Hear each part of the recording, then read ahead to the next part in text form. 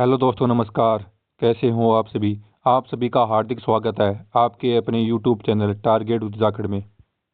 आज हम पहुंच चुके हैं पार्ट नंबर 12 में, जिसके अंदर 20 महत्वपूर्ण क्वेश्चनों को व्याख्या सहित हल करने वाले हैं। तो बिना टाइम वेस्ट किए चलते हैं आज के पहले क्वेश्चन पे। क्वेश्चन नंबर एक कि निम्नलिखित में से किस अधिनियम के द्वारा भारत में प्रांतीय स्वायत्तता लागू की गई थी? ऑप्शन ए, भारत शासन अधिनियम 1909। ऑप्शन बी, भारत शासन अधिनियम 1919। ऑप्शन सी, भारत शासन अधिनियम 1935। और ऑप्शन डी, भारतीय स्वतंत्रता अधिनियम 1947। तो इसका सही उत्तर होगा भारतीय स्वशासन अधिनियम 1935। इसके अलावा अगर हम बात करें भारत शासन अधिनियम 1909, तो इसे मार्ले मिंटो के द्वारा लागू किया गया था। अब चलते हैं अगले क्वेश्चन पे। क्वेश्चन नंबर दो है कि अष्टाध्यायी की रचना किसने की थी? Option A, Patanjali. Option B, Panini. Option C, Charak. और ऑप्शन डी, कौटिल्य।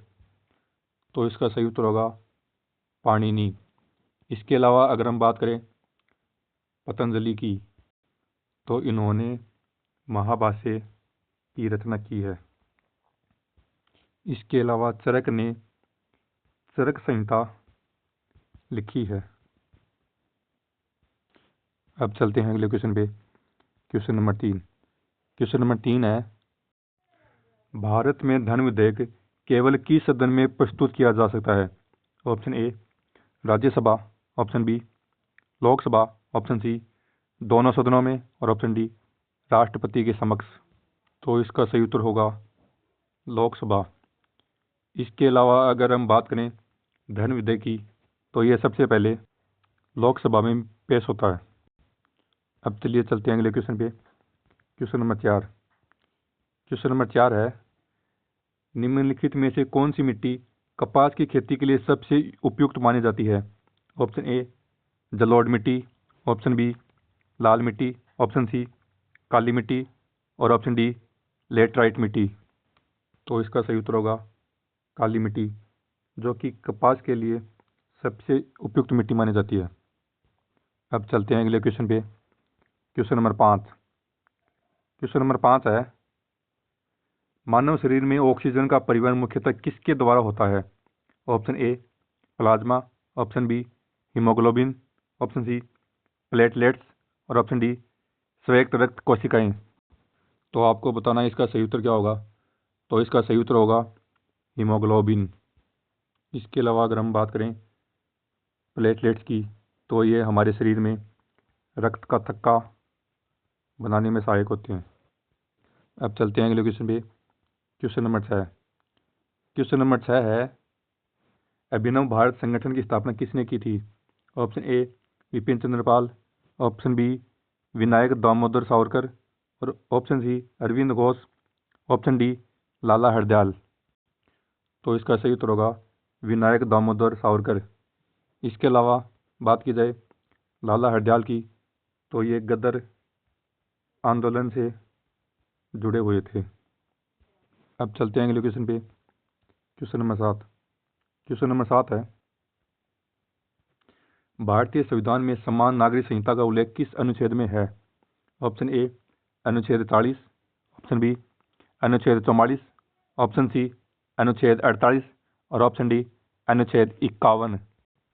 तो इसका सही उत्तर होगा अनुच्छेद 44। इसके अलावा अगर हम बात करें अनुच्छेद 40 की, तो इसके अंदर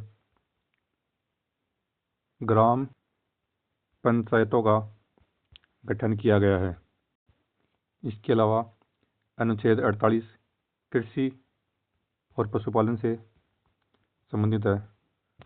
और आर्टिकल 51 जो कि अंतर्राष्ट्रीय शांति से संबंधित है। अब चलते हैं अगले क्वेश्चन पे। क्वेश्चन नंबर आठ है, निम्नलिखित में से कौन सा दर्रा भारत और तिब्बत के बीच ऐतिहासिक व्यापार मार्ग का हिस्सा रहा है? Option A, Nathu La. Option B, Palghat. Option C, Bhor Ghat. Option D, थाल घाट। इसका सही उत्तर होगा नाथुला, जो कि इंडिया को तिब्बत से जोड़ने का काम करता है। अब चलते हैं अगले क्वेश्चन पे। Question number 9। क्वेश्चन नंबर 9 है, आरबीआई द्वारा बैंकों को दिए जाने वाले अल्पकालिक ऋण पर लगाए जाने वाले ब्याज की दर को क्या कहा जाता है?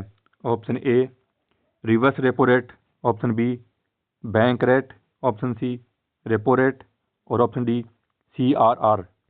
तो आपको बताना है इसका सही उत्तर क्या होगा। तो इसका सही उत्तर होगा रेपो रेट। अब चलते हैं अगले क्वेश्चन पे। Question number 10। क्वेश्चन नंबर 10 है, संगम साहित्य मुख्यतः किस भाषा से संबंधित है? Option A Sanskrit, option B Pali, option C Tamil और ऑप्शन डी प्राकृत। तो इसका सही उत्तर होगा तमिल।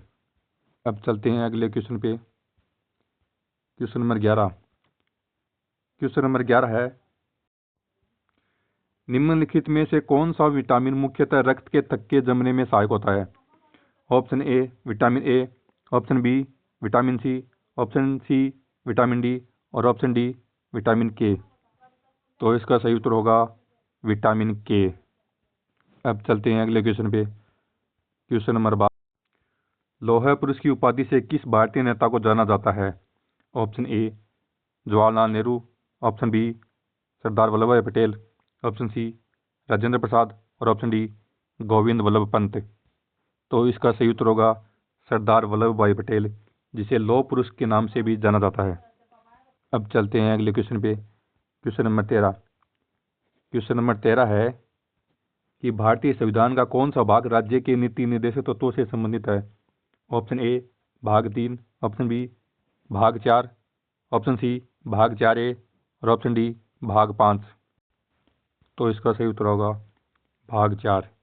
इसके अलावा अगर हम बात करें भाग 3 की, तो इसमें मौलिक अधिकारों का उल्लेख किया गया है। इसके अलावा अगर हम बात करें भाग 4A की, तो इसके अंदर मौलिक कर्तव्यों को शामिल किया गया है। अब चलते हैं अगले क्वेश्चन पे। Question number 14। क्वेश्चन नंबर 14 है, निम्नलिखित में से कौन सा एक जैव मंडल आरक्षित क्षेत्र है?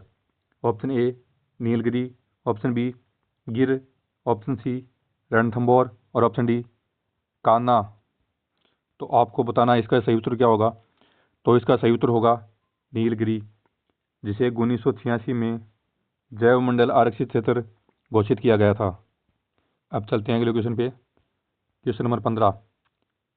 क्वेश्चन नंबर 15 है कि किसी अर्थव्यवस्था में सामान्य मूल्य स्तर में लगातार वृद्धि को क्या कहा जाता है?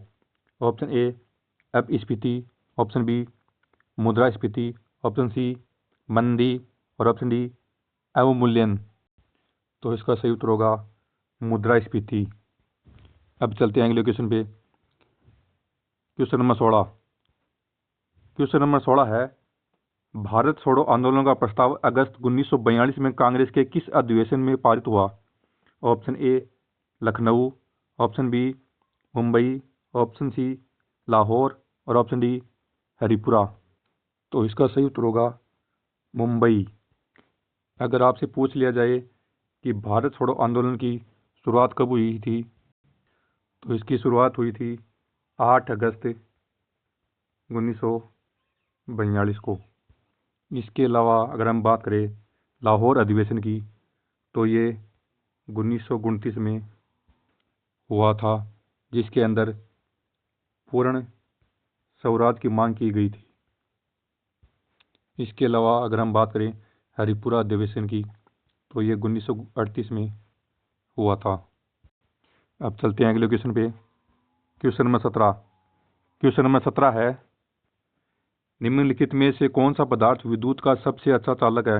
ऑप्शन ए तांबा, option B aluminium, option C चांदी और ऑप्शन डी लोहा। तो इसका सही उत्तर होगा चांदी। अब चलते हैं अगले क्वेश्चन पे। Question number 18। क्वेश्चन नंबर 18 है, हर्ष चरित्र के लेखक कौन थे? Option A Banabhatta, option B Kalhana, option C Vishakhadatta और ऑप्शन डी भवभूति। तो इसका सही उत्तर होगा बाणभट्ट।